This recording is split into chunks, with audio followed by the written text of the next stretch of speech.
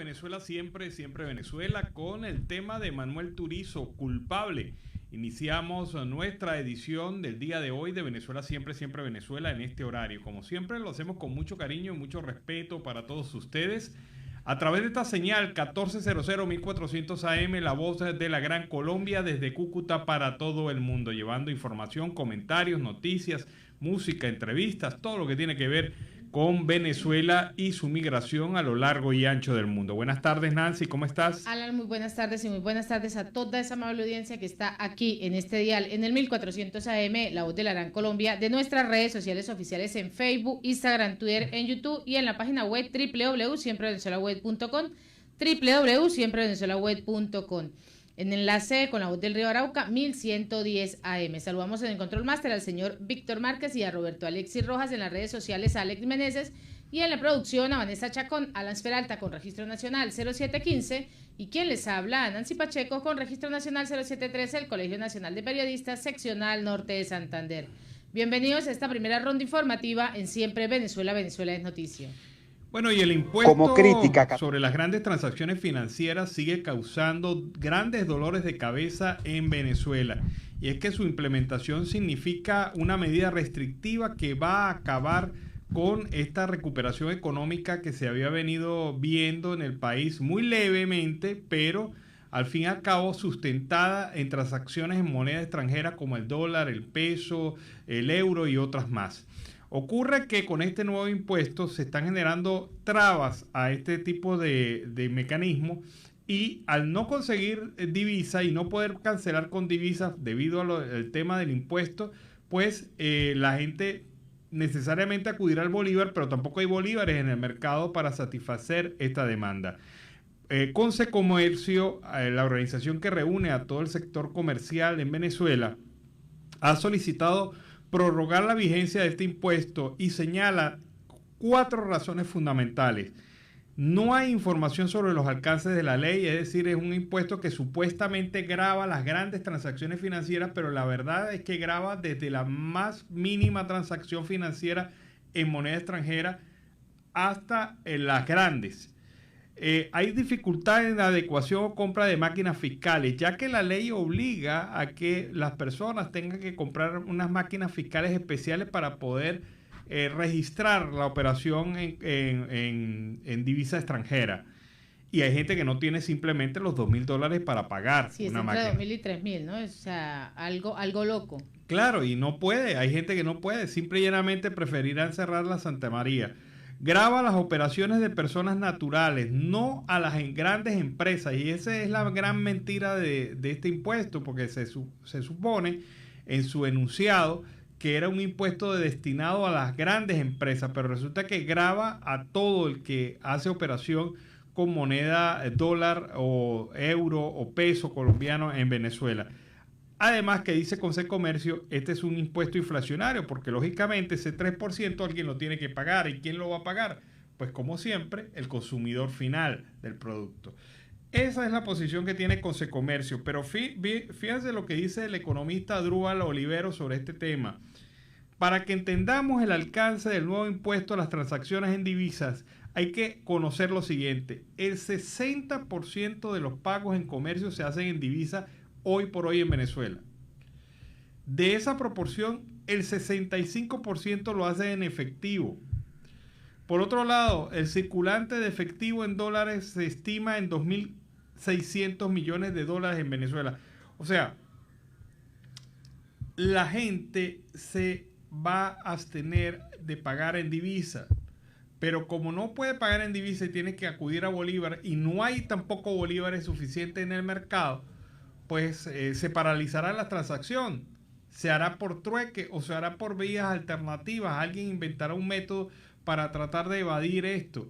Y el gobierno no va a lograr el efecto que pretendía de incrementar los recursos públicos, ya que la gente o cierra el negocio o simple y llanamente no hace transacciones. Se abstiene totalmente, porque si buscamos la moneda de bolívar, sabiendo también que no tiene mucho flujo de dinero en la calle rotativo, y que tampoco tiene el valor adecuado, menos se va a arriesgar la gente. Claro, es lo que llaman los economistas el circulante. No hay suficiente circulante de bolívares en el mercado para poder atender las solicitudes del el consumo del mismo mercado.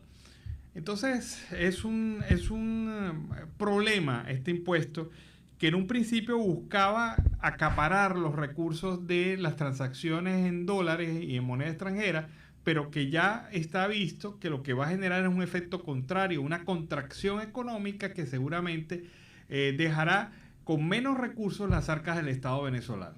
Según también Alan, el analista y especialista en derecho tributario Juan Castillo, ha dicho que existen 4 dificultades adicionales en esa ley de impuesto de grandes transacciones financieras. La primera de ellas sería la dificultad interpretativa para afectar los sujetos pasivos, y existe en ese sentido, que también ha apuntado, que genera una total incertidumbre en los diferentes establecimientos. En un segundo lugar, esta documentación de esta operación, dice Castillo, que debe pasar por el CENIAT, que lo ha ordenado que se exprese a nivel de facturas. En un tercer lugar se encuentran esos pagos que son totalmente mixtos, además que no están claros cómo serían esos tratamientos a nivel de la factura. Y en un cuarto lugar sería la forma de pago del impuesto en ese establecimiento, donde hablamos de ese 3% en las diferentes compras que deberían ser, y que además que eso se debe encargar y se debe pagar quincenalmente al CENIAT. Quincenalmente pagar ese 3%. Sí, es un enredo. La ley nunca obtuvo el apoyo de los agentes económicos privados en el país, y se hizo como se hacen las cosas en el chavismo, a la cachimba, totalmente empujada por la presión, hecho con presión, y sobre todo sin discutir con más nadie sino entre ellos, como si se reuniera un par de compadres a hablar de un tema. Así discute las leyes el chavismo, y no le dio acceso realmente a los factores, o no tomó en cuenta las opiniones de otros que desde hace algún tiempo les viene advirtiéndole al régimen que este impuesto es regresivo y que va a generar una nueva desescalada del crecimiento económico mínimo que se venía viviendo en el país con el uso de moneda extranjera. Y la organización Amnistía Internacional afirmó en la publicación de su informe anual que en Venezuela continúa la política de represión aplicada por el gobierno de Nicolás Maduro, así como los nuevos casos de ejecuciones extrajudiciales, uso excesivo de la fuerza, detenciones arbitrarias, tortura y otros tratos crueles. Se sometió a intimidación, hostigamiento, agresiones y detención a defensores y defensoras de derechos humanos, periodistas y activistas. Esto es lo que viene indicando en medio de ese informe. La organización también ha recordado que en enero del año pasado 14 mujeres murieron durante una operación de seguridad en el sector La Vega, al oeste de Caracas, en circunstancias que apuntan a que se podía haber sido, y que estas víctimas pudieron haber sido de ejecución extrajudicial. Según la misión de la ONU de determinación de los hechos sobre Venezuela, las fuerzas policiales habían matado hasta marzo a más de 200 personas. La misión también declaró que investigaría las circunstancias de los homicidios y además la participación de las FAES. Asimismo, también agregó que en la capital del país caribeño pues se lleva a cabo varias operaciones de seguridad contra las bandas delictivas, durante las cuales pues las fuerzas militares y las fuerzas policiales hicieron en uso excesivo de la fuerza ilegal. Esto es lo que se viene mostrando dentro de ese documento que ha realizado Amnistía Internacional. En la mañana de hoy, los diputados de la Asamblea Nacional Legítima condenaron la masacre de los indígenas Yanomami en el sector Parima B, en el municipio Alto Orinoco del estado de Amazonas, el pasado domingo 20 de marzo, a manos de efectivos de la Fuerza Armada Nacional. Exigieron que se retiren de los territorios indígenas y que se haga justicia en relación a este tema. Ronnie Flores lamentó que ante la crisis humanitaria compleja que están viviendo los pueblos indígenas, uno de los sectores más vulnerables del país, el Estado sea el artífice de la persecución, acorralamiento y muerte en estas comunidades. Hoy estamos denunciando a efectivos de la Fuerza Armada Nacional por su responsabilidad en la muerte de varios integrantes de nuestras comunidades indígenas. Deploramos que sea el propio Estado el que fomente la crisis que ha obligado a nuestros pueblos indígenas a desplazarse fuera de sus tierras ante la persecución e invasión de sus territorios por la explotación del oro y la muerte. La Asamblea Nacional ratificó su compromiso con los pueblos originarios y los sectores más vulnerables por la crisis que ha generado el régimen de Nicolás Maduro. Exhortaron también los parlamentarios a los organismos internacionales que estén alertas en función de reclamar los derechos de los pueblos indígenas a quienes se les está violando todos sus derechos fundamentales. La Fuerza Armada venezolana desmanteló a un grupo de terroristas armados narcotraficantes colombianos en el estado Apure fronterizo con Colombia, es lo que informa el comandante estratégico operacional Domingo Hernández Lares. Y en pleno territorio venezolano, otro campamento terrorista narcotraficante colombiano llenó sus materiales de muerte y destrucción, todos procedentes y fabricados en Colombia. Fue desmantelada por militares del país caribeño, es lo que ha resaltado a través de la cuenta en Twitter. También recordó que de modo, pues la Fuerza Armada Nacional Bolivariana continúa desmantelando los diversos grupos invasores terroristas en este territorio venezolano, según lo aseguró, asesinan y trafican con las drogas. El funcionario también ha señalado que el derecho inalienable del pueblo venezolano de poder desplazarse por un territorio nacional pues ha sido totalmente truncado por los narcos colombianos que se han enquistado en la tierra del país caribeño, llevándolas así a sufrir las llamadas ondas explosivas. No negociaron la soberanía, serán expulsados todos. Esto es lo que ratifica. Bueno, yo opino sobre ese tema lo siguiente. La Fuerza Armada Nacional Bolivariana, que ataca a una disidencia de la FARC en conjunto con el ELN, no puede hablar de soberanía. La Fuerza Armada Nacional, que dejó que durante años y con su anuencia y el apoyo del régimen de facto se invadieran territorios nacionales por parte de grupos irregulares, no puede hablar de soberanía. Ni mucho menos puede hablar de soberanía la Fuerza Armada Nacional Bolivariana, que convivía tranquilamente con la FARC, con las disidencias de la FARC en territorio venezolano, y no hace nada. Y también esa misma Fuerza Nacional Bolivariana que ve cómo el ELN se apropia de territorio venezolano en las zonas mineras del estado Bolívar y en las zonas del estado Amazonas, en donde desplazan, asesinan y agreden a indígenas venezolanos, no puede hablar de soberanía. Así que esa es la posición en relación a ese tema. Y estas declaraciones son mera propaganda, porque la verdad verdadera es que no muestran resultados reales. ¿Dónde está la detención de los guerrilleros del ELN que operan en territorio venezolano? ¿Dónde está la detención de guerrilleros de la FARC que operan en territorio venezolano? ¿Dónde están? Es que es puro bla bla, puro decir que hicimos, pero al final, ¿dónde están las pruebas de eso? Ya nadie les cree. Vamos a escuchar a la diputada Aurestela Vázquez de la Asamblea Nacional Legítima, que calificó de crítica la situación del sistema de salud en el país. Como crítica, catalogó la diputada de la Asamblea Nacional Auristela Vázquez la situación que recoge el informe publicado por la Fundación Simón Bolívar. El informe recoge la crítica situación del sistema de salud por la que atraviesa el país, donde se carece de lo más elemental, como es la atención primaria de los más vulnerables, ya que actualmente han resurgido enfermedades que estaban erradicadas y que se pueden prevenir. Igual ocurre con los hospitales, que en su gran mayoría, atreviéndome a afirmar, en su totalidad se encuentran en estado de precariedad, al no contar con suministro de insumos. La también vicepresidenta de la Comisión Permanente de Desarrollo destacó el impacto que ha tenido la desnutrición en el país. En cuanto al alto índice de pobreza y desnutrición infantil, que en mi opinión es no solo infantil, sino que un importante número de venezolanos sufre de esta afección. En estos interminables años de la mal llamada revolución, destruyeron el Instituto Nacional de Nutrición, organismo rector de las políticas alimentarias del país, y hoy, como otras instituciones, quedó solo para manejar recursos. La parlamentaria puntualizó que urgen políticas claras sobre esta realidad que reactiven y rescaten los programas de salud necesarios para apoyar a los venezolanos más necesitados. Radio Asamblea Nacional es noticia.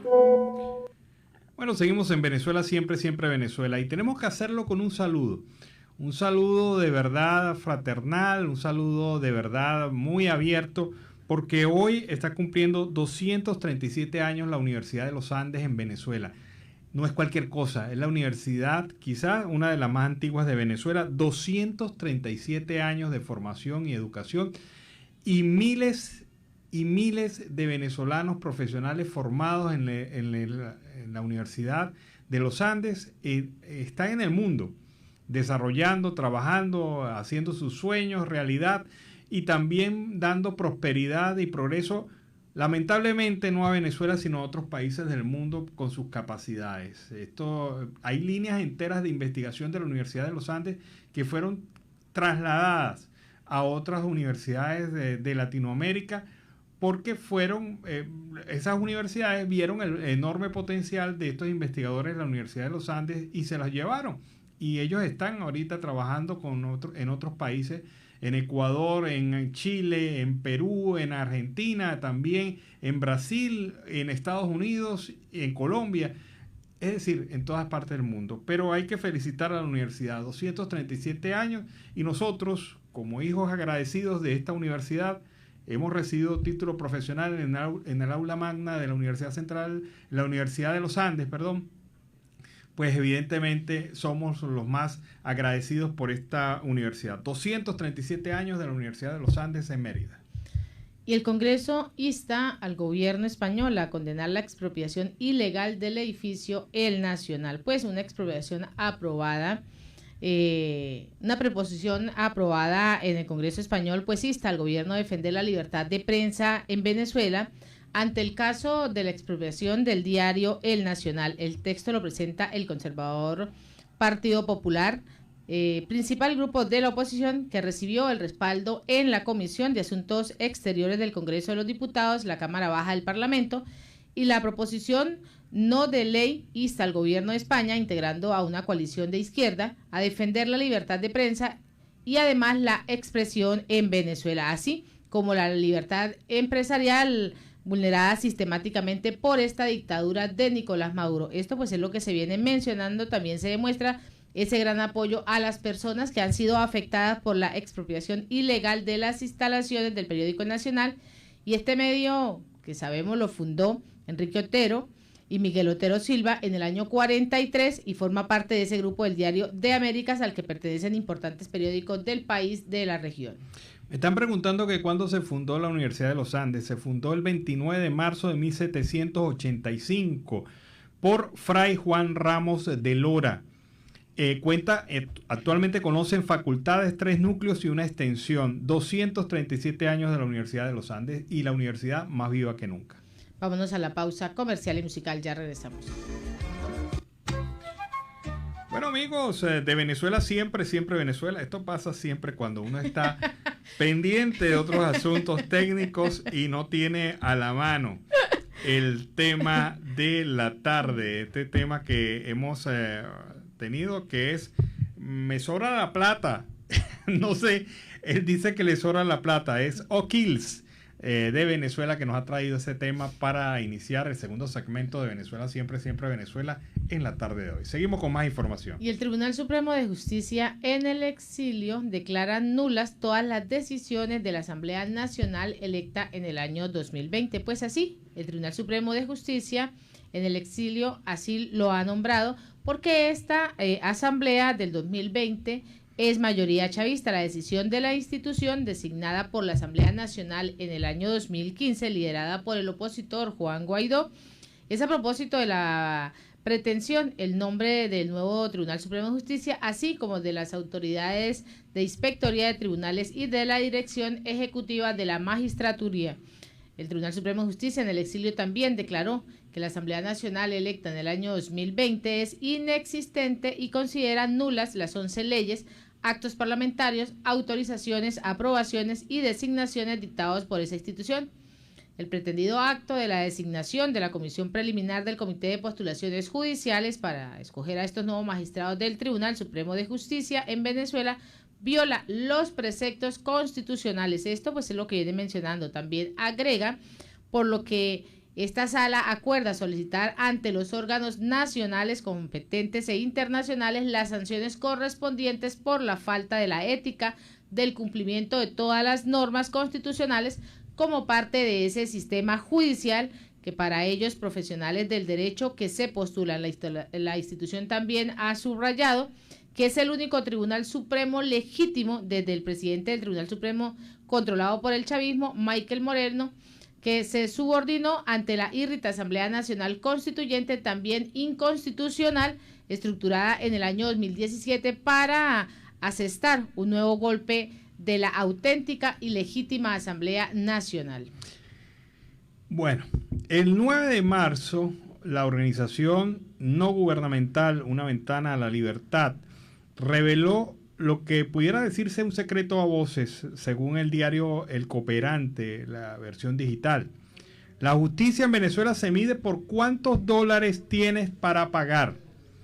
Un reporte en su página web reveló que el pasado viernes 25 de febrero, funcionarios del FAES, de las Fuerzas de Acciones Especiales de la Policía Nacional Bolivariana, realizaron una redada y retuvieron a un hombre pese a no conseguirle nada. En el momento de la detención, los funcionarios le pedían plata, le insistieron que pagara porque si no le matarían a la mamá y apuntaron con sus armas a los presentes, explicó uno de los familiares a la ONG. Como no pagaron, fue trasladado al comando de la FAES ubicado en Petare. Una de las parientes llegó al lugar y le dijeron que debía pagar $1,000 para liberarlo o de lo contrario sería presentado a tribunales. Los familiares no tenían dinero, entonces la oferta bajó a $200 para no presentarlo por drogas. Le dijeron, le vamos a dar $200 para que modificaran el acta y le pusieran como consumidor, y los funcionarios decidieron que no por la cantidad de gente que se habían llevado. Al día siguiente lo llevaron a la medicatura forense y lo reseñaron. Esta es una historia de las muchas que hay en Venezuela en materia de extorsión. Luis Isquiel catalogó a estos funcionarios de manzana podrida. Abogado y experto en crimen organizado, considera que siempre ha existido la matraca, pero durante los últimos años este tipo de casos se ha multiplicado y los familiares no denuncian por temor a represalias y porque el Estado no hace nada para detener esta situación. Así que la justicia en Venezuela se mide no por el grado de compromiso en el delito, sino porque usted tenga o no tenga dólares en el bolsillo. Es la terrible conclusión a la cual llega Luis Isquiel, especialista en el tema del derecho penal en Venezuela. Y la impunidad estructural y la falta de mecanismos de reparación persisten, según indicó Sara Fernández de CEPAT, por lo que en esencial pues se remueve el mandato de la misión de determinación de los hechos. Escuchemos. Mi nombre es Sara Fernández, soy venezolana y hablo en nombre del Centro de Justicia y Paz y el Centro de Derechos Civiles y Políticos. Agradecemos la actualización de la alta comisionada sobre la situación en Venezuela. Gracias a su trabajo, y especialmente el de la misión de determinación, hemos podido constatar violaciones sistemáticas a derechos humanos cometidas por autoridades nacionales, así como fallas en el sistema de justicia que ha permitido que las mismas queden impunes. La investigación de la misión nos mostró la existencia de centros de detención clandestinos en donde se cometen actos de tortura, y sus informes han tenido un impacto positivo en las víctimas. En Venezuela, las organizaciones seguimos documentando violaciones y acompañando a víctimas, a pesar de los intentos legislativos por restringir nuestro trabajo y de la existencia de una persecución contra defensores. Solamente en el 2021 documentamos 812 casos de persecución contra opositores al gobierno o percibidos como tal. La existencia de mecanismos internacionales ha permitido mantener un espacio en el terreno para que las organizaciones puedan continuar su trabajo. La impunidad estructural y las faltas de mecanismos de reparación que motivaron a los miembros de este Consejo a crearlos persisten, por lo que es esencial que puedan renovarse sus mandatos. El trabajo de ambos mecanismos servirá para el esclarecimiento de los hechos y la determinación de responsabilidades en la investigación de la CPI y en futuros mecanismos nacionales de justicia, y va a contribuir para la búsqueda de soluciones pacíficas y negociadas para la crisis. Bueno, y es que lo que se está pidiendo es la renovación de todas las facultades que tienen estos organismos de vigilancia y control sobre derechos humanos en Venezuela, las misiones que están en terreno, porque esto es lo que ha hecho que el gobierno de facto intente por lo menos mostrar otra cara en relación al tema de la violación de los derechos humanos y no la impunidad que se seguía y se sigue viendo desde hace mucho tiempo en Venezuela. Así que el control, la vigilancia, el saberse controlados, el saberse vigilados, el tener el tema ante el Tribunal Penal Internacional, una investigación por parte de la Fiscalía, ha hecho que estos hechos no es que hayan desaparecido, sino por lo menos mermen o por lo menos sean más cuidadosos en el tema de derechos humanos en Venezuela, y es lo que solicitan todas las organizaciones de defensa de derechos humanos, la ratificación de los compromisos de la comunidad internacional en Venezuela. Y a esta hora en Siempre Venezuela, Venezuela Siempre es Noticiamos, con el primer reporte de nuestro corresponsal Oliver Luyano, el amigo de todos.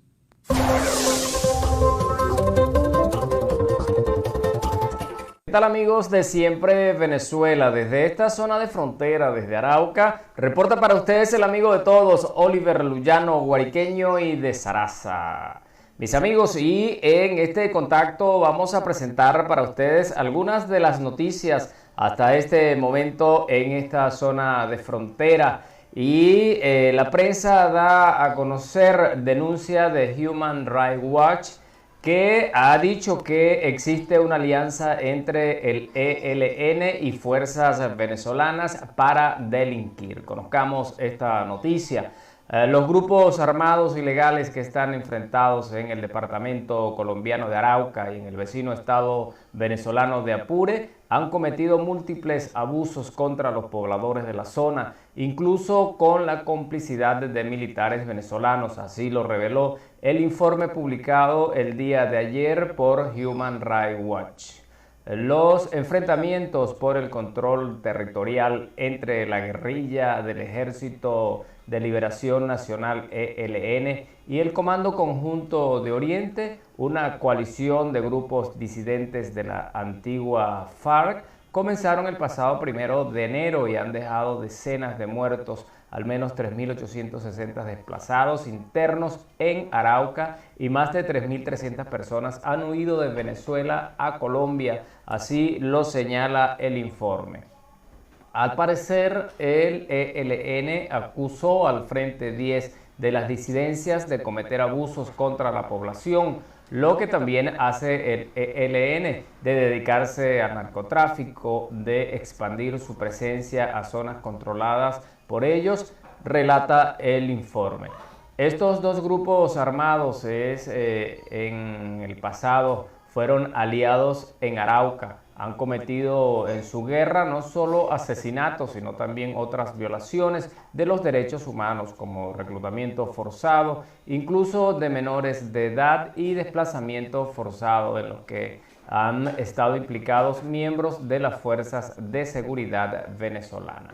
Y también relata el informe que hay militares venezolanos involucrados. Los grupos armados están cometiendo abusos brutales contra civiles en la frontera entre Colombia y Venezuela, en algunos casos con la complicidad de miembros de las fuerzas de seguridad venezolanas.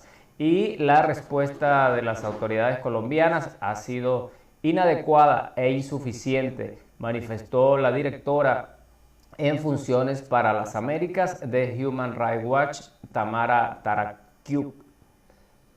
Según el informe, estos militares venezolanos han realizado operaciones conjuntas con miembros del ELN y han sido cómplices de sus abusos, que pueden dar lugar a investigaciones internacionales sobre presuntos crímenes de lesa humanidad. Para esta investigación, Human Rights Watch visitó en febrero los departamentos colombianos de Arauca y Bichada y entrevistó a más de 100 personas, entre líderes comunitarios e indígenas, funcionarios judiciales, autoridades locales y representantes de organizaciones humanitarias y de derechos humanos, así también personas del común.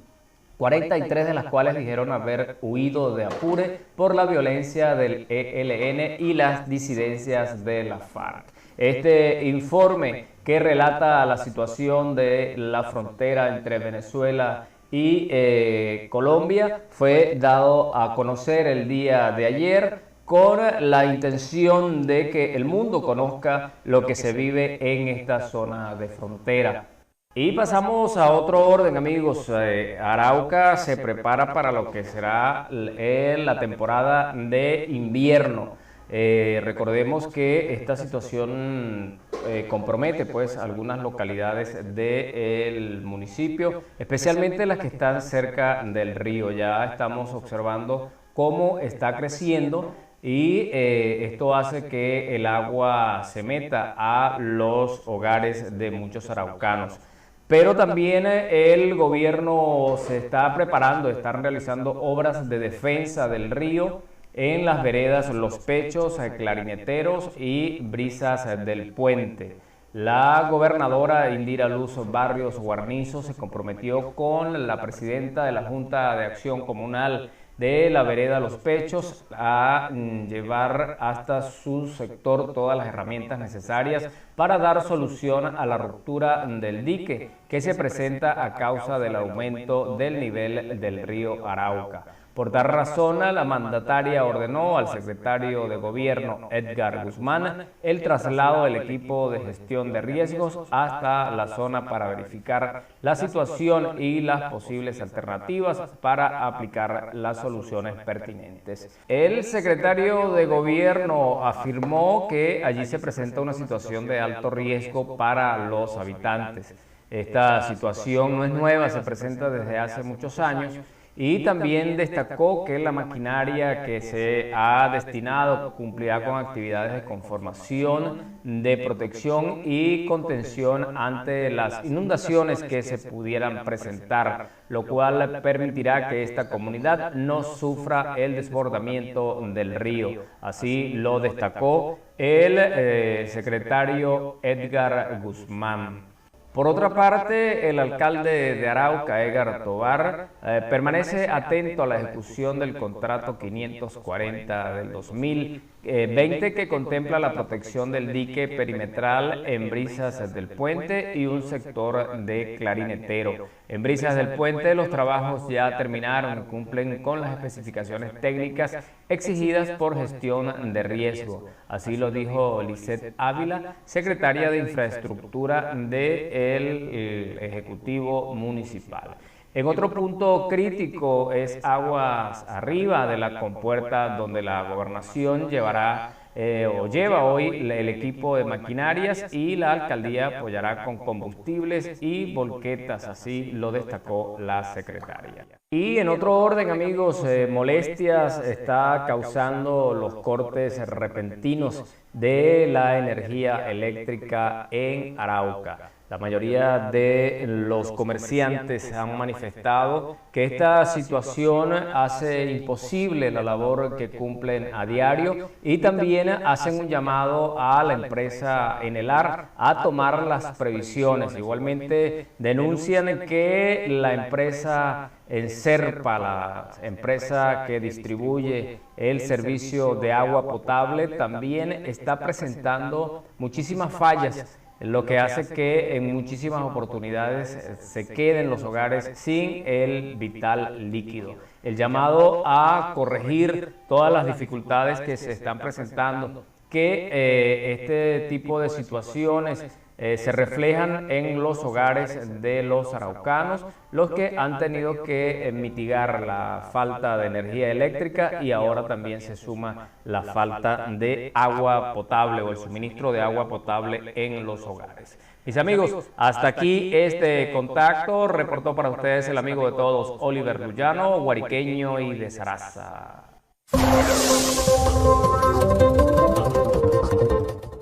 Bueno, seguimos en Siempre Venezuela y lo hacemos con más información. Y la gestión de Nicolás Maduro ha registrado nuevos contagios del COVID-19 en Venezuela y el estado Zulia pues ha ocupado en el día de hoy el primer lugar en la lista diaria nacional de estos infectados al contabilizarse unos 12. Todos estos nuevos contagios en el país fueron de transmisión comunitaria, según el balance que ha presentado el ministro de Comunicaciones de la administración de Nicolás Maduro, Frei Ñáñez. Y estos nuevos infectados en el territorio nacional están ubicados en los siguientes estados: Zulia 12, Aragua 8, Falcón 8, Bolívar 6, Miranda 6, Yaracuy 5, Caracas 4, Lara y Carabobo con 6 cada uno y Guárico con 1. Llegamos a un total de 520.169 casos confirmados, 1.566 casos activos y 512.923 personas recuperadas, así presentando un nivel del 99% de los contagios, según la información que viene dando el ministro de Comunicaciones. Y hay que recordar cosas positivas como que un día como hoy, pero en el año 1750, Francisco de Miranda, el precursor de la independencia, pues nació. Miranda tuvo el mérito de ser uno de los primeros venezolanos que en la época colonial habló de independencia y luchó por ella. Y fue encarcelado y murió encarcelado por ella, por la libertad de Venezuela. Convenció al Congreso Nacional para declarar la independencia. Muchas regiones de Venezuela declararon su independencia el 5 de julio de 1811 y redactó una constitución poco después. Francisco de Miranda, el gran precursor venezolano, soñador y sobre todo hombre histórico y importante, de vital importancia cuando uno analiza la historia de Venezuela. Y el trasplante no se hizo cuando se esperaba y eso pues se genera una desesperanza que es peor que la enfermedad. En lo que va recorrido de este año 2022 han muerto 4 pacientes del servicio de nefrología del JM de Los Ríos, que se suman a los 64 que han perdido la vida en los últimos 5 años, niños que tuvieron que luchar, algunos desde que nacieron, no solo contra la enfermedad, sino contra la crisis del sistema sanitario, responsabilidad de un Estado indolente que los sentenció desde el mismo momento que les realizaron ese diagnóstico. Esta es la historia de estos 4 de ellos, de cómo batallaron contra lo que les tocó padecer junto con sus madres, quienes hicieron hasta lo imposible, porque al final hubiese sido de otra manera. Una realidad totalmente dolorosa, pero que es necesario conocer para ponerle un punto final a esta situación. Estos niños que perdieron la vida y aquellos que están ahí luchando por ese trasplante y aquellos que perdieron, dice, no pudieron respirar, pidieron auxilio, se hincharon. La mayoría de estos niños son de enfermedades renales crónicas avanzadas, donde se asfixian y pierden la vida. Algunos que experimentan múltiples complicaciones en momentos de agonía piden que se les deje descansar porque ya no pueden más. Han pedido la fuerza para resistir el dolor. Cuando llegan a estos estados, pues sus cuerpos han manifestado ya aumentos de temperatura, alteraciones de la presión arterial, dolor en el pecho, pérdida súbita y breve de la conciencia y del tono también postural, desmayos y en algunos casos convulsiones. La sangre que no fue bombeada correctamente por el corazón, pues se retiene en las venas pulmonares. Esos son de los padecimientos que han presentado estos niños que han perdido la batalla esperando un trasplante. Vámonos a la pausa comercial y musical del momento y a regreso seguimos acá en Venezuela Siempre, Siempre Venezuela. Este tema instrumental que hemos colocado para iniciar la segunda hora del programa Venezuela Siempre, Siempre Venezuela. Un recio con Morichal de Venezuela que nos ha traído ese tema para darnos un gustazo recordando lo bello del llano venezolano, lo bello y extraordinario de este llano y su integración con Colombia a través del Arauca. Seguimos en Siempre Venezuela, Venezuela es noticia a través de este diario en el 1400 AM, La Voz de la Gran Colombia. Recordarles que nos sigan a través de nuestras páginas de Facebook, Instagram, Twitter, en YouTube, en la página web www.siemprevenezuelaweb.com, en enlace con La Voz del Río Arauca 1110 AM y en esta segunda hora se incorpora Radio Delfín 1060 AM. Saludamos en el Control Master a Robinson Cárdenas, a nuestro corresponsal Carlos Uzcategui Miura y a toda esa amable audiencia que está ahí, pegadita. Continuamos con más información. Y la Asamblea Legítima en el día de hoy en su sesión, la comisión delegada de esta asamblea, que fue impuesta por las denuncias sugeridas en relación a las presuntas irregularidades en el proceso de la remodelación de las universidades públicas, y al respecto de esto, el diputado Luis Barragán ha informado a la plenaria digital de la situación que concierne a las obras de remodelación y de reequipamiento del mobiliario de nuestras casas de estudio, considerando los señalamientos, estos hechos desde la Asociación de Profesores de la Universidad Simón Bolívar y además de otras entidades afines. También expresó que allanándolas de una manera tan particular a través de sus contratistas y burócratas, tales remodelaciones no cuentan con esas licitaciones públicas algunas, existiendo pues algunas dudas respecto a los procesos de contratación que deben llenar los extremos de la ley, empleando así la mano de obra de las más baratas del mundo para dar cuenta de las exageradas flexibilizaciones laborales en todos los años.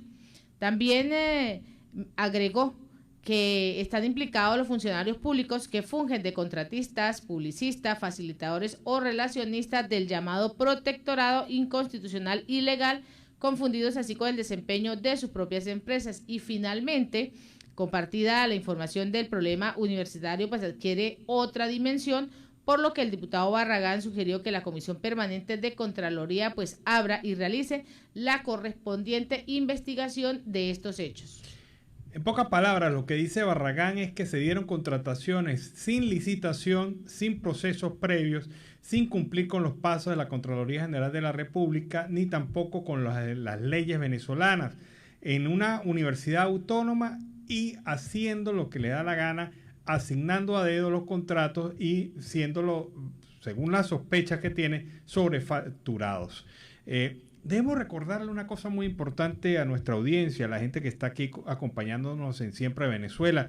Estamos de sorteo.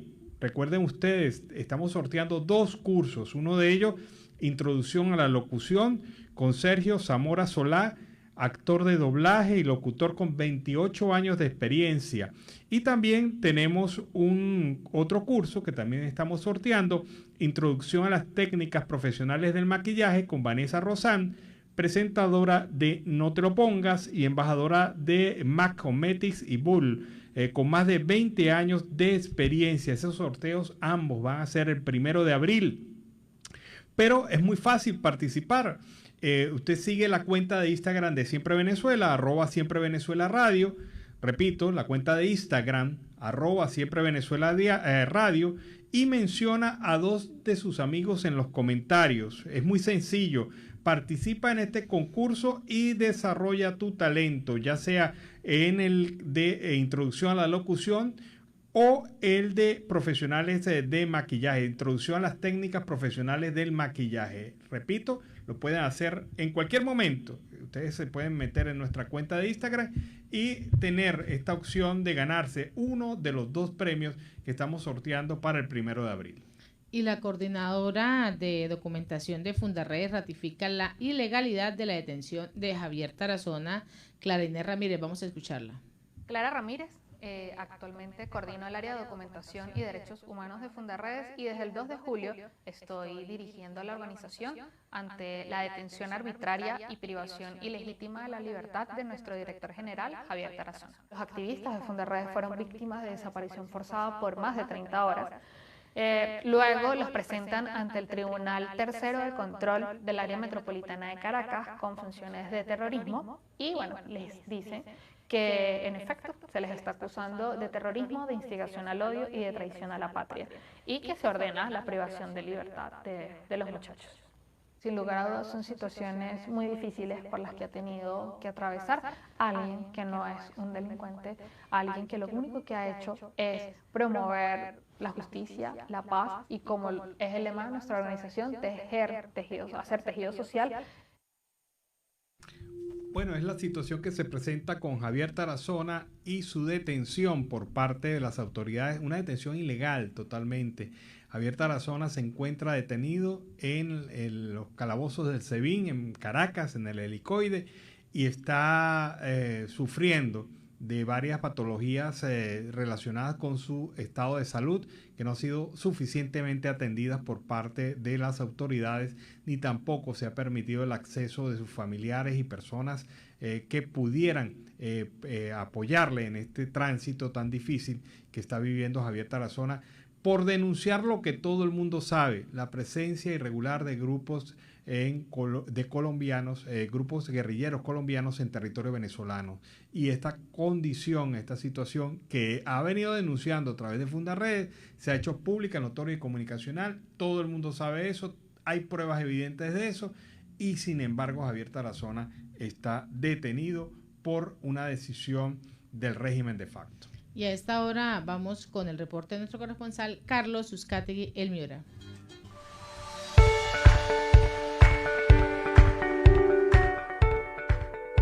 Saludos cordiales y una feliz tarde para todos desde el departamento de La Guajira. Carlos Uzcategui, El Miura, la voz del Caribe colombiano para el programa Siempre Venezuela, Venezuela Siempre. Saludos cordiales a Alan Peralta, Nancy Pacheco y al gran equipo de producción que día a día, durante 365 días del año, están acompañándonos. Si quiere volver a ver, leer, escuchar, y por supuesto, sin censura, sin mordaza, transparente, arrimpelado, ingrese a la www.siemprevenezuelaweb.com. Tenemos el tema variante, la situación inflacionaria, la situación económica, financiera en Venezuela. Grave situación. ¿Hacia dónde llegarán los precios? ¿Se acapararán los productos de nuevo? Por supuesto, para revenderlos a otro precio como se ha venido suscitando desde hace varios años. Tenemos con nosotros a nuestra colaboradora, la economista Dianela Zuleta, que nos versará el tema económico. Bienvenida al programa Siempre Venezuela, Venezuela Siempre. Un saludo para Nancy Pacheco, Alan Peralta, Carlos Uzcategui, El Miura y para toda la audiencia de Siempre Venezuela Radio Colombia. El tema de hoy en la sección de economía es el inesperado anclaje de la moneda de Venezuela. ¿Es sostenible o no?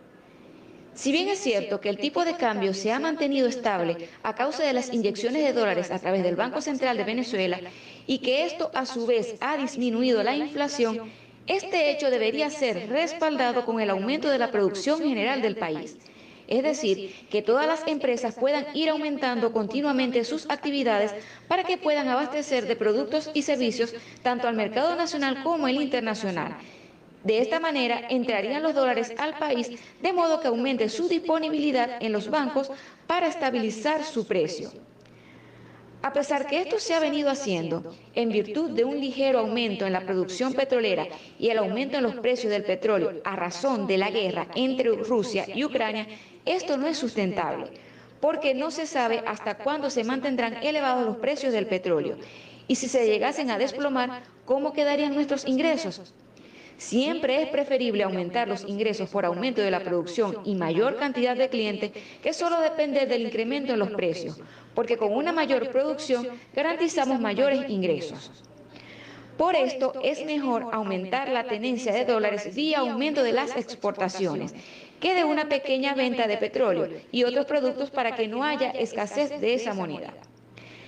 A pesar que la economía venezolana ya salió de la hiperinflación, aún tiene la inflación más alta del mundo y el dólar pierde poder de compra, lo que provoca que sea más barato comprar los productos en el exterior que fabricarlos en Venezuela, y esto perjudica la producción nacional.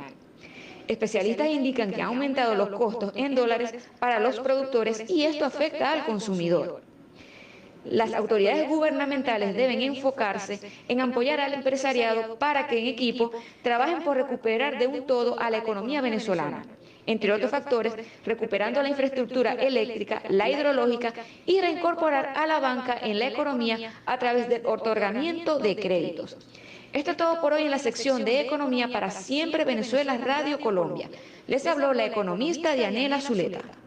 Gracias, Dianela, como siempre, con tus reportes que son afinados a la realidad económica en el país. Bueno, tenemos un tú a tú, un golpe tucollero, pero desde la capital, desde Caracas, con Iván Ballestero, plomo parejo, versus Andrés Rivero, el sanjuanero mayor, preocupado por el cambio de un liceo centenario, un liceo muy conocido en la ciudad capital, Caracas, donde les están cambiando el nombre por el nombre de uno de los llamados logros de la revolución. Observemos esta situación.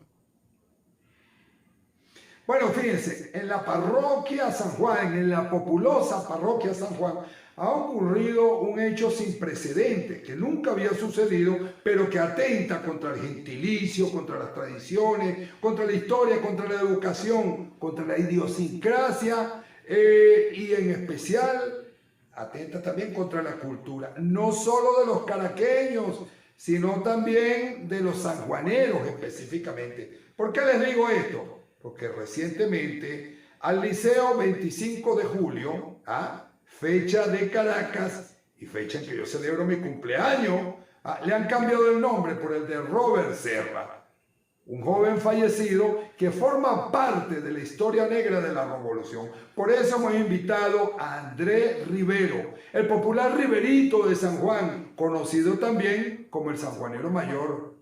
Riverito, ¿qué nos puede decir al respecto y qué piensa la gente de San Juan? ¿Cómo está? Bueno, nosotros hemos llamado a la parroquia San Juan la Cenicienta de Caracas.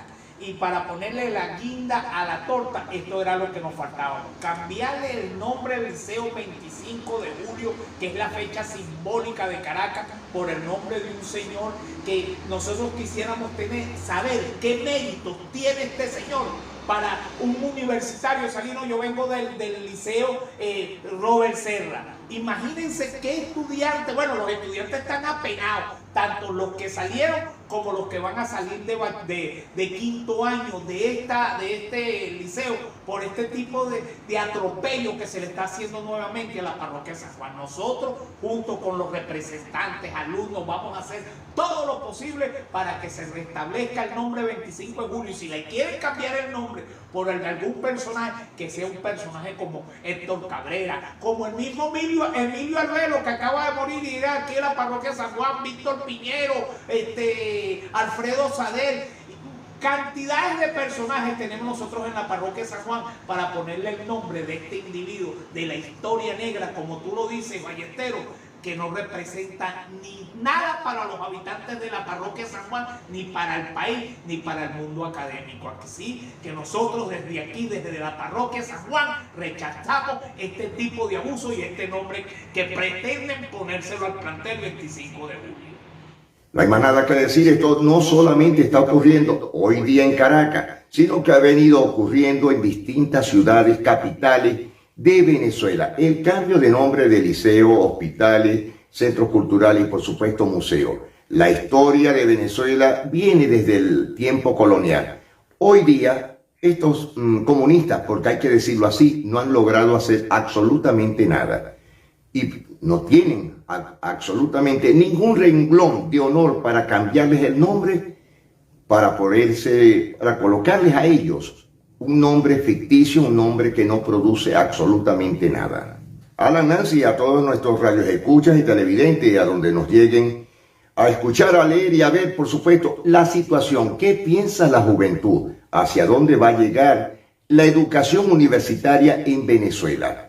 Está con nosotros Lustay Franco, dirigente estudiantil de la Federación Universitaria de Centros Estudiantes de la Universidad Central de Venezuela. Muy preocupados por la grave situación donde ellos indican el retroceso estudiantil que están siendo sometidos por el régimen de Nicolás Maduro. Observemos. Solicitar el levantamiento del bloqueo económico de Estados Unidos contra Cuba. Bueno, será el bloqueo económico de Estados Unidos contra Cuba porque Venezuela ha sido la teta que ha mantenido a la familia Castro durante más de 20 años en este país.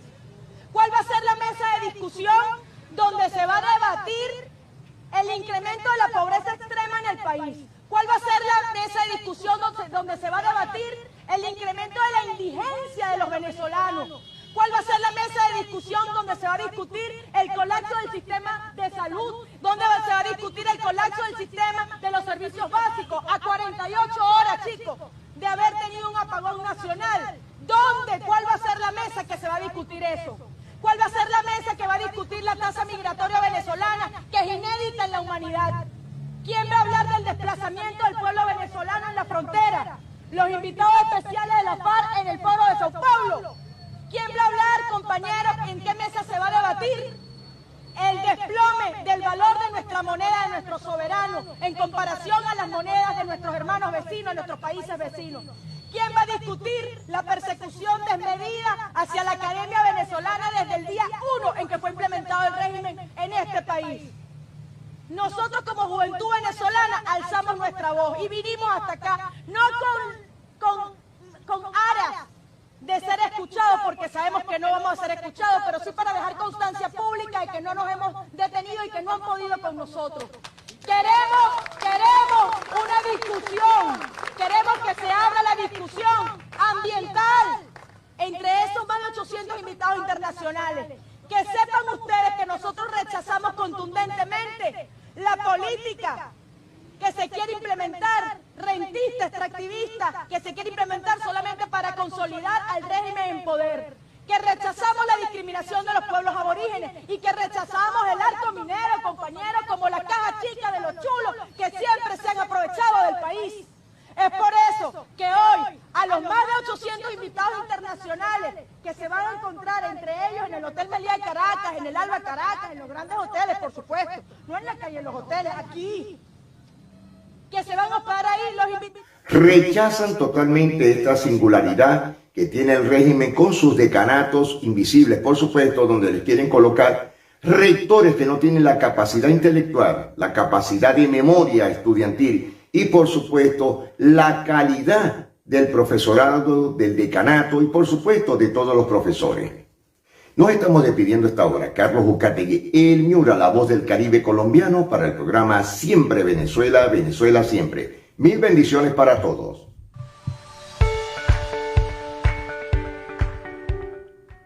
Bueno, este fue el reporte de Carlos Uzcategui, el Miura, desde La Guajira Binacional. Pero uno de los trabajos de Carlos que más me llamó la atención fue el de la parroquia San Juan, en Caracas. De verdad, colocarle a un liceo el nombre de Robert Serra es un insulto para muchos venezolanos que vieron a este personaje como un personaje negativo en la historia del país. Y este revisionismo histórico impuesto por el chavismo durante muchos años ha permitido borrarle el nombre hasta el Ávila, el cerro que está frente a Caracas. No por las razones que ellos escriben, que son supuestamente razones de búsqueda de las etnias indígenas, sino por un hecho malogrado de intentar cambiar la historia de Venezuela para que nos olvidemos del pasado y no veamos y contrastemos con el presente. Ese siempre ha sido la estrategia del chavismo.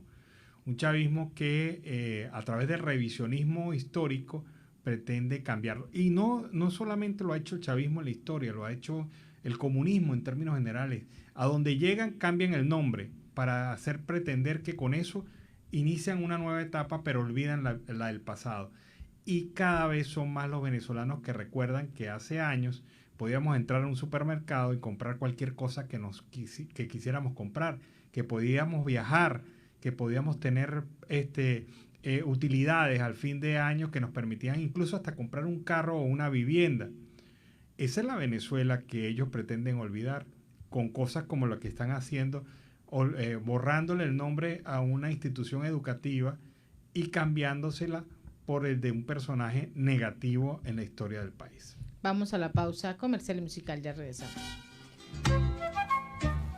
Cariñito con Pastor López, el venezolano Pastor López, aunque muchos pensaban hasta hace un poco tiempo que era más colombiano que los colombianos, pero Pastor López es nacido en Barquisimeto, Estado Lara, Venezuela, y hizo gran parte de su carrera profesional aquí en Colombia. Seguimos con más información. La importación de los productos terminados libres de impuestos pues limita el crecimiento del sector químico en Venezuela. Pues así, productos como pinturas y esmaltes, lubricantes y productos de higiene del hogar e industria que desde hace años se elaboraban en el país con una total calidad y precios competitivos, pues están siendo desplazados por ser pares provenientes de otras latitudes que entran libremente a nuestro mercado sin pagar aranceles ni impuestos al valor agregado, debido al decreto que está vigente desde agosto del año 2018 y cuya renovación estaría por darse en los próximos días. En este sentido, aunque se observa una mejoría en la situación del sector,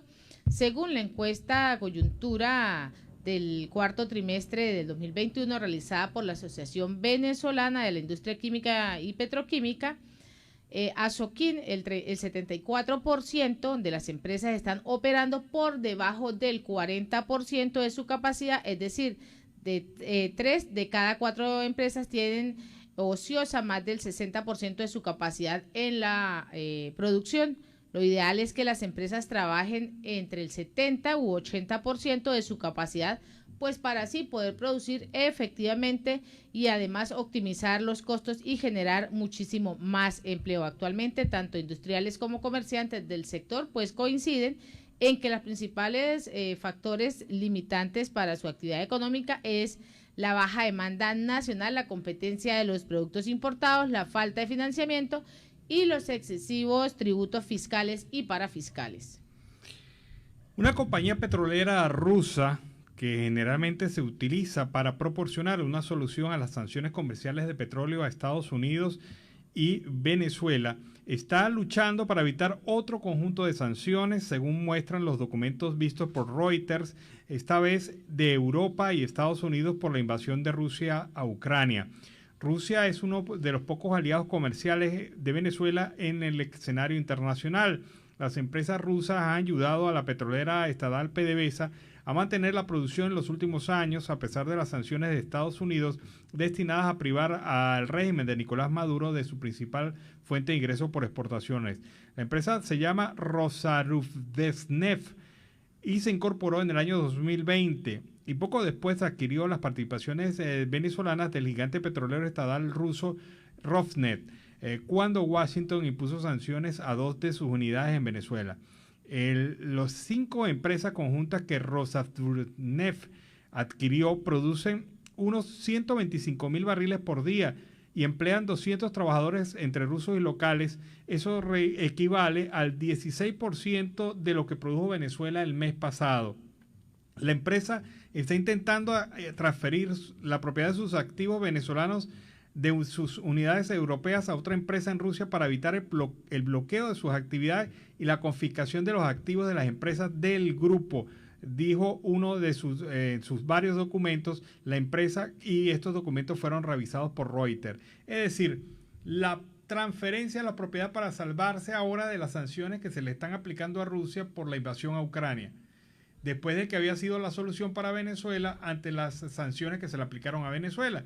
Así que quedó en el peor de los escenarios esta empresa, que está buscando desesperadamente hacer esta transferencia de activos y evitar así el congelamiento de sus bienes a nivel internacional. Y el periodista y coordinador operativo nacional de Voluntad Popular, Ronald Carreño, cumplió el día de hoy 520 días secuestrado por este régimen, el de Nicolás Maduro. Los familiares de Carreño exigen su inmediata liberación por considerar que se trata de una detención totalmente arbitraria. El periodista fue secuestrado por funcionarios del régimen venezolano en la tarde del 26 de octubre. Así que los familiares pues piden la liberación. Ya son 520 días de esta retención del colega Ronald Carreño. Y a esta hora vamos con el reporte de nuestro corresponsal Oliver Luyano, el amigo de todos.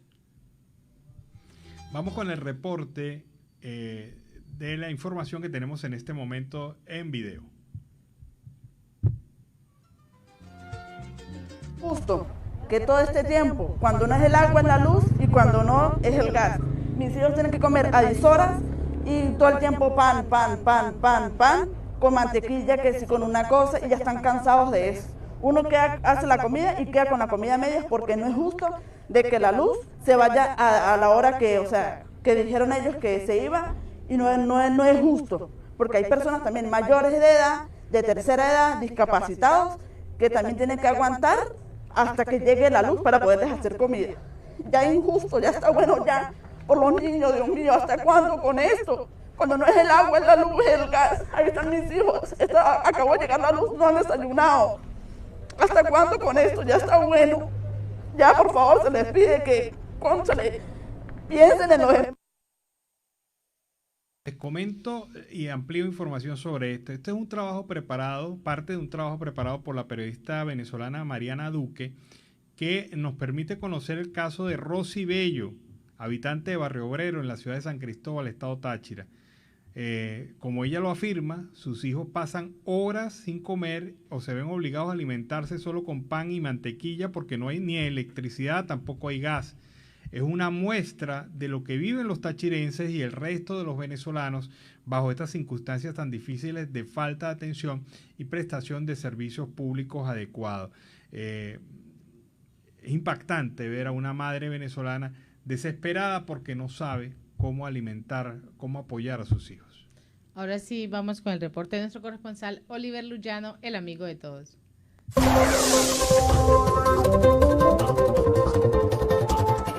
¿Qué tal, amigos de Siempre Venezuela? Desde esta zona de frontera, desde Arauca, reporta para ustedes el amigo de todos, Oliver Luyano, guariqueño y de Zaraza.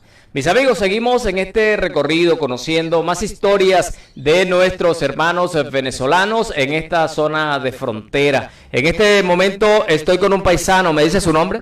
José Sáenz. José, ¿de qué parte de Venezuela tú eres? Venimos de Cabima, Estado Zulia. De Cabimas. ¿Y hace cuánto tiempo que llegaste aquí a Arauca? 5 años prácticamente, 2017. ¿Y por qué te viniste, José? Las cuestiones económicas que no se daban. No eran políticas, pero eran económicas, ¿no? Que lo político fue lo que afectó todo eso. Pero por cuestiones de alimentación, de comida, trabajo, por eso. ¿Estaba fuerte la situación allá? Estaba muy apretada, no había efectivo, no había luz, no había agua, no se conseguía comida. Pues esas fueron las razones por las cuales tuvimos que salir. Y eso afectaba, por supuesto, las condiciones de vida y la parte, hasta la parte emotiva, ¿no?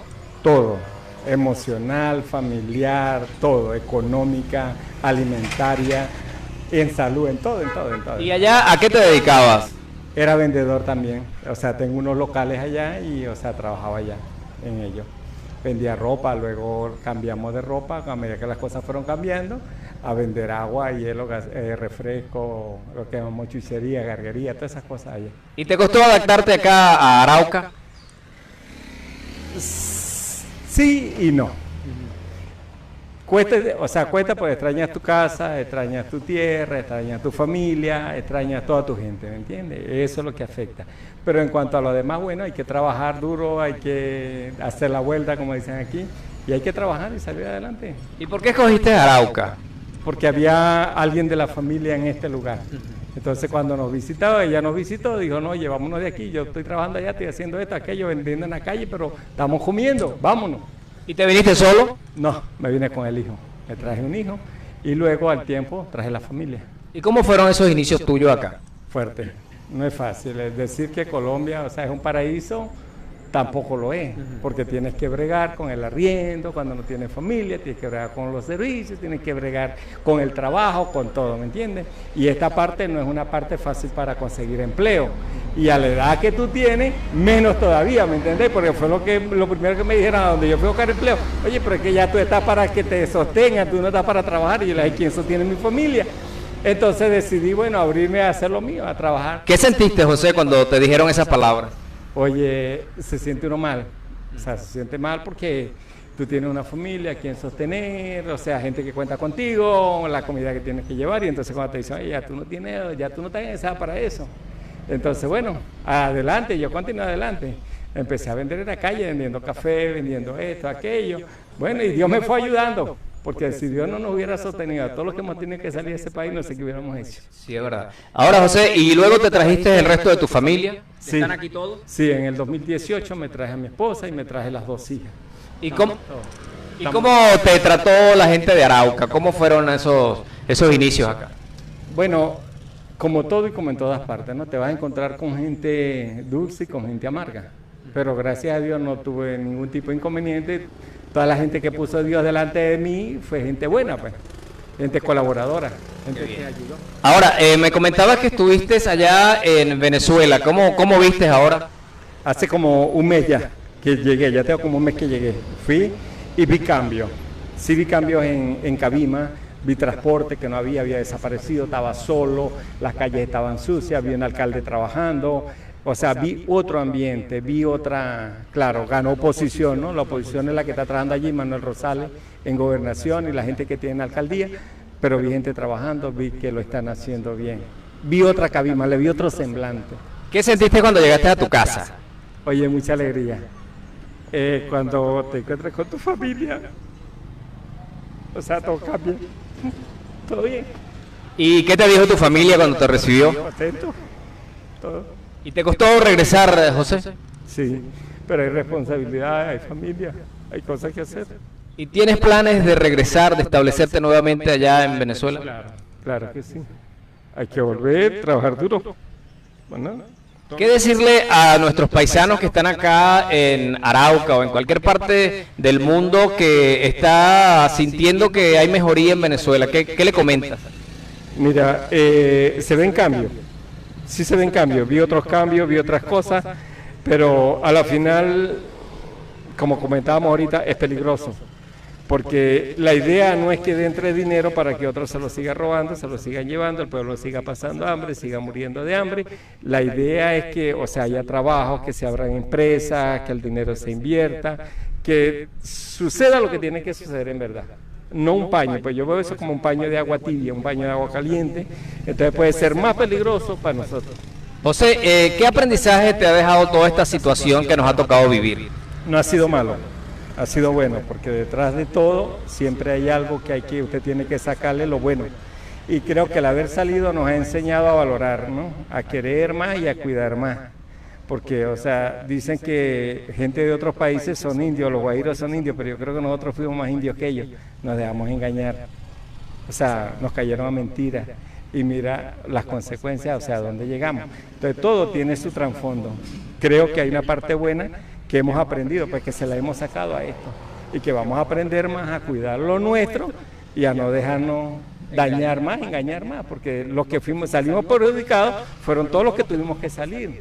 El gobierno no, el gobierno sigue enchufado, el gobierno sigue comiendo, el gobierno sigue robando, sigue haciendo de la suya. Entonces, o sea, el que sufrió fue el que tuvo que salir, el que tuvo que emigrar. Y a ellos les beneficia que salga más gente porque le rinde más la plata, ¿no? Les rinde la plata, le puede darle comida, puede permitir que haya entrada de comida, porque la comida que hay en Venezuela toda es colombiana. Y entonces le echamos plomo al gobierno colombiano, que Colombia esto, Colombia aquello, pero tú vas en Guadalito, pura comida colombiana, llegas a San Cristóbal, comida colombiana, llegas a Zulia, comida colombiana, en todas partes, o sea que se ha oxigenado de alguna manera y se sigue manteniendo. Y la poca comida que hay, pues le alcanza para sostener a la gente que está ahí. Pero si todos no fuéramos, si todos llegáramos, y ese hombre no se ha ido, algo tendría que pasar. Sí. Algo tendría que pasar. Pero de que estamos planificando para volver, sí. Pues ¿cómo te imaginas que sería el regreso de los venezolanos? Tremendo, eso sería de fiesta, de fanfarria, de pólvora, de mucha alegría. De mucha alegría porque hay mucha gente que no se siente bien fuera de su tierra, porque hay unos que pegaron y hay otros que no pegaron, hay unos que le fue bien, otros que no, unos consiguieron que le metiera la mano, tienen buenos empleos, otros que no, y hay mucha gente que duerme en la calle, mucha gente que come mal, pero no es culpa del gobierno. Desde Colombia, es culpa, o sea, porque nosotros en sí hemos sido un problema para Colombia, ¿sí? En salud, en comida, en muchas cosas. ¿Y ya tú tienes el registro? Sí, lo tenemos. Yo lo hice, el primero lo hice en el año 18, cuando hubo el primer censo. Ahora lo hice nuevamente, tenemos algunos inconvenientes con el mes de septiembre que no nos ha llegado. Pero yo ya tenía 4 años con el permiso. ¿Y qué sientes en diciembre cuando escuchas la gaita? Oye, te para el pelo, te da de todo. ¿Quieres estar allá? Es más, bajamos por internet y nos vacilamos la gaita y pasamos el 24 en gaita. No es lo mismo, ¿no? Pero hacemos algo, recordamos algo, traemos algo, tratamos de hacer lo mismo que hacíamos allá, algunas cositas, pues. Aunque todo es diferente, pero más o menos. José, hoy es un día crucial tanto para Colombia como... ¿Qué José se me va? Hoy es un día crucial tanto para Colombia como para Venezuela. Se va a dar el encuentro de fútbol que determina el pase de Colombia. ¿Qué opinas de eso? No sé, soy poco futbolista, poco deportista, ¿no? Pero yo creo que hay gente buena y que va a ganar el mejor. Que gane el mejor. Bueno, José, quisiera que dejaras un mensaje final para toda nuestra audiencia, agradeciéndote por hacer un alto en tus actividades para atendernos. Bueno, gracias a ustedes, ¿no? Y que, o sea, esto que estamos haciendo, yo sé que muchas personas lo van a ver. Y les animo a todos que sigan adelante, que sigan trabajando, que no pierdan el amor por las personas. Todas las personas no son las mismas, no son iguales, todas no lo van a tratar igual. No metamos a todas las personas en un saco por otras que son malas. Y mucho ánimo, trabajen mucho, esfuércense mucho. Y al llegar a Venezuela tenemos que llevar otra mentalidad, una mentalidad de construcción, una mentalidad de trabajo, de levantar lo que quedó en ruina, lo que quedó dañado, donde cada quien va a poner su granito de arena. Y que Dios los bendiga a todos y nos siga guardando. Amén. Amén. Bueno, mis amigos, estuvimos conversando con José Sáenz del estado Zulia, que se ha venido acá a Arauca con su familia a trabajar, a dar lo mejor de sí para salir adelante. Desde esta zona de frontera, desde Arauca, reporta para ustedes el amigo de todos, Oliver Luyano, guariqueño y de Zaraza. Bueno, y este fue el reporte de Oliver Luyano desde el Arauca Binacional. Las autoridades peruanas encontraron a un grupo de 12 venezolanos en el desierto de Tacna, cerca de la frontera con Chile. De acuerdo al reporte oficial, los migrantes fueron hallados con signos de insolación y deshidratación producto de las altas temperaturas.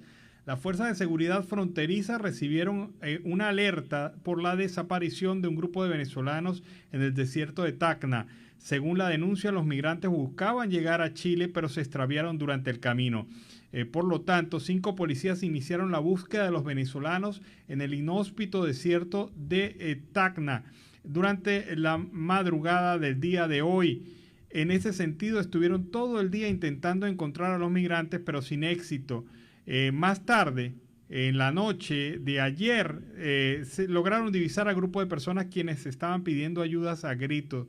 Una vez los divisaron, las autoridades respondieron a sus llamados de socorro y se les prestaron los primeros auxilios de acuerdo a medios locales. Poco después fueron trasladados al puesto de vigilancia fronteriza Santa Rosa, donde se les dio la atención primaria. Y nuevamente me pregunto, ¿por qué los venezolanos tenemos que estar sufriendo todas estas consecuencias del pésimo régimen de facto y el gobierno anterior, el de Chávez, que fueron los que destruyeron a la estructura económica, la base económica del país, la base institucional de Venezuela, y dividieron al país? ¿Por qué estos venezolanos tienen que estar arriesgando su vida? 12. Recordamos que ayer comentábamos el caso de la señora de 78 años que falleció en la frontera con Chile.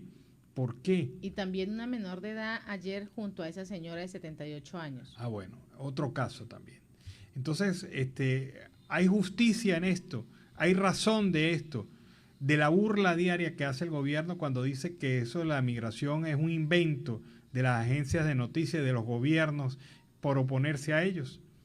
Eso es una burla, eso es una falta de respeto con los miles de venezolanos que en este momento están cruzando fronteras buscando un destino que lamentablemente no tienen en su país. Y así con esta nota hemos llegado al final de esta emisión de Siempre Venezuela, Venezuela Siempre es Noticia, a través de este dial, el 1400 AM, La Voz de la Gran Colombia, de nuestras redes sociales oficiales y a través del enlace con La Voz del Río Arauca 1110 AM y Radio Delfín 1060 AM. Agradecemos en el control máster al señor Víctor Márquez, a Roberto Alexis Rojas, a Robinson Cárdenas, en las redes sociales a Alex Meneses y en la producción a Vanessa Chacón, Alan Peralta con Registro Nacional 0715 y quien les habló, Nancy Pacheco con Registro Nacional 0713, el Colegio Nacional de Periodistas, Seccional Norte de Santander. Hasta la tarde. Hasta la tarde, cuídense.